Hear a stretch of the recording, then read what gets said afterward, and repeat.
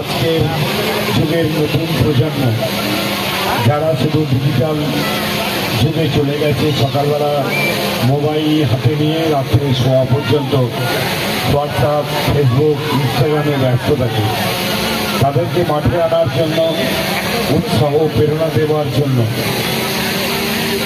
এই ক্রিকেট টুর্নামেন্টের আয়োজন দূরে রেখে যে খেলারচিত মনোভাব দিয়ে সমস্ত সমস্যাটাকে সমাধান করবে, এটাই সবচেয়ে বড় পাওনা।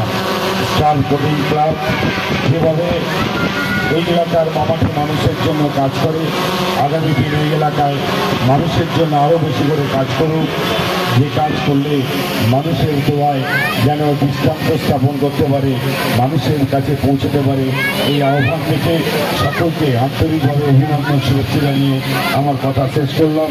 জয় হিন্দ, জয় বাংলা।